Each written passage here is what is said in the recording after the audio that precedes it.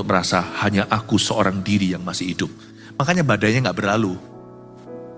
Karena Anda percaya badaimu terbesar. Badainya gak bisa lalu. Lalu pun Anda pasti tetap lihat lubang di donatnya, bukan donatnya. Anda pasti lihat ke masalahnya, bukan kebaikannya. Anda selalu akan melihat pada kelemahannya, bukan potensinya. Anda tidak akan melihat pada kemurahan, tapi selalu matanya tertuju pada kesulitan.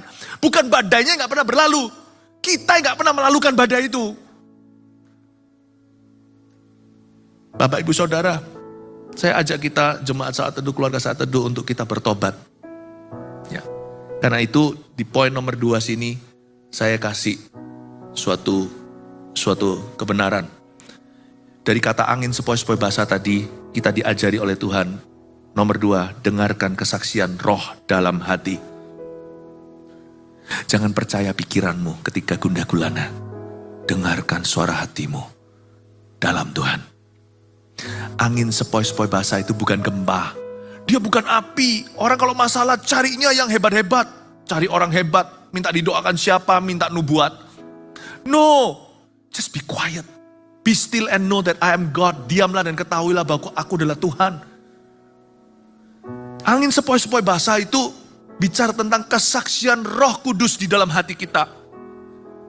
Saya kalau butuh kepastian, saya nggak cari ke kiri kanan. Saya buka Alkitab di setiap halaman. Saya minta tuntunan Roh Kudus. Kadang-kadang pun saya nggak untung-untungan buka. Nah, yang mana? Enggak.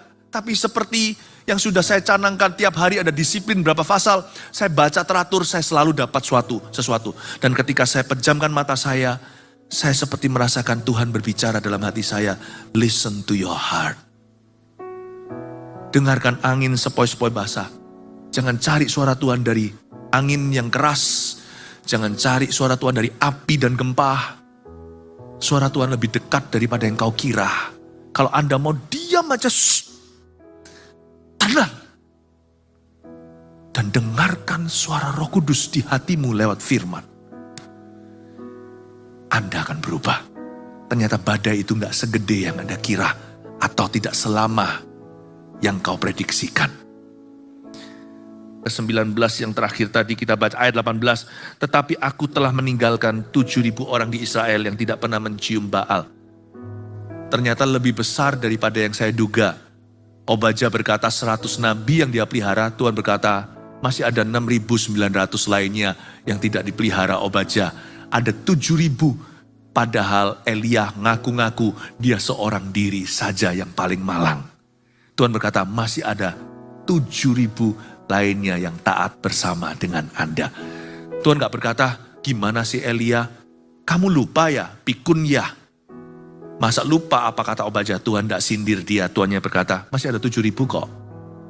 Tapi lihat ya, Tuhan tidak gubris dia. Tuhan langsung kasih instruksi.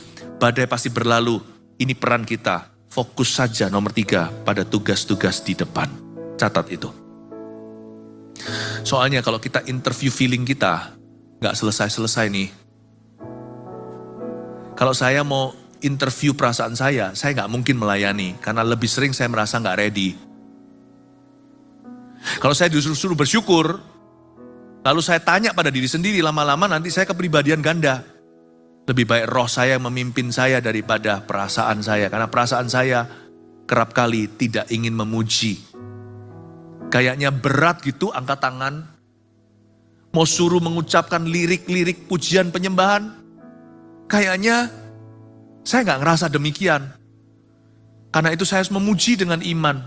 Sehingga pujian itu menjadi korban, yaitu korban pujian. Kalau gak sakit kan bukan namanya korban. Untungnya ya, saya gak terlalu sering berbicara pada Philip Mantova. Kalau kita bicara terus sama diri sendiri, lama-lama kita jadi orang gila. Betul ya, Bapak Ibu Saudara? Saya fokus saja pada tugas di depan. Cepat lambat badai pasti berlalu karena saya yakin setiap masalah itu ada tanggal kadaluarsanya. Memang masalah kalau pergi bisa datang kembali nggak? Bisa. Kalau nggak mau masalah datang kembali gampang, mati. Selama kita hidup pasti ada masalah. Tapi masalah kalau ditungguin nggak pergi-pergi. Ya kan? Masalah kalau disuruh-suruh pergi juga nggak mau. Jadi ya sudah, saya cuekin aja, saya lakukan bagian saya, apa yang menjadi tanggung jawab saya.